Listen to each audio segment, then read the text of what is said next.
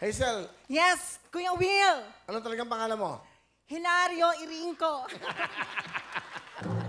Si Hinario. Yes, sir. Tiga saan ka, Hinario? Taga-barangay Holy Spirit Will. Ano ginagawa mo? Kuya Will, ito po kasi malaking revelation to eh. Pagpunta ko rito. Actually po, hindi po alam lahat ng client ko na ako, transgender. Nagtatrabaho po ako sa... Transgender. Opo. Ibig mo sabihin, Yes. Wala na po. nagpaano ka? Yes, sir. So may karelasyon ka ngayon? Opo, sir. Bilib ako sa lalaking nagmamahal sa'yo. Maraming Bilib ako. salamat, Kuya Will. Thank you, Kuya Will. Kaya alam nyo, hindi ganun kadali maging isang katulad nila. Kaya yung mga katulad nila talagang dapat iniintindi at niyayakap din. Kasi mahirap po ang buhay ng mga katulad nila. Yes po. Pakilala mo na, sino yung kasama mo? Pinakikilala ko po ang pinakamabait kong boyfriend, Darrell. Hello kayo, Kuya Will. Paring Will pala. Darrell, kamusta ka na? Mabuti po. Ano ginagawa mo? Ito po, nagpapagaling po kasi kaka-opera ko lang po sa appendix po. Tanong ko sa'yo, kailan mo nalaman na siya hindi tunay na babae? 2 months after po kasi yung sinabi po ng kapatid niya. Pero, hindi mo ba nararamdaman? Siyempre, pag naglalambingan kayo, siyempre, iba yung, alam mo naman, iba yung mararamdaman mo eh.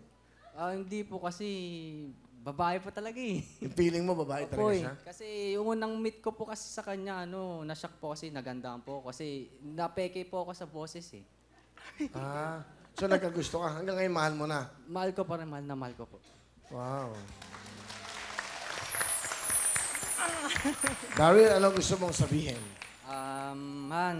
Maraming salamat sa iyo sa lahat ng tulong mo sa akin. Kahit na wala akong trabaho ngayon, ikaw pa rin nagsasakripisyo para sa atin. Lagi lang ako nandito sa tabi mo. Tuturing kitang prinsesa. Tuturing kitang babae. Kasi, parang Will, kasi tinuring ko talaga siyang parang babae. Kasi sa kanya ko naramdaman yung tunay na pagmamahal po kasi. Mahal na mahal ko po siya. Palakpakan natin si Daryl.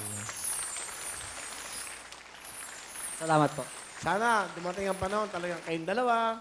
Di ba? Magtagal. Siyempre kahit na alam mo na. Pero bilib ako sa'yo ha. Even though nalaman mo. Kasi iba siyempre mag-iiba na. Pero sabi ni Daryl, mahal ko siya.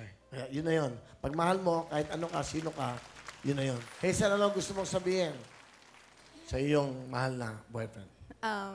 Ang gusto kong sabihin sa Han, salamat. Kasi, in spite tinanggap mo yung pagkatao ko, tinanggap mo ako ng buong buo. Mahal na mahal kita, honey. Mahal na mahal din kita. Oh. Yun lang, Hazel ah. Wow, nakakaigit yung ganyan ah. Yung mga tunay na pag-ibig. Thank you very much, Hazel. Thank you very much, Daryl ah. Maraming salamat sa inyo dahil itong programa itong napili nyo para malaman ng tao kung ano ibig sabihin ng tunay na pag-ibig at pagmamahal. Unconditional love.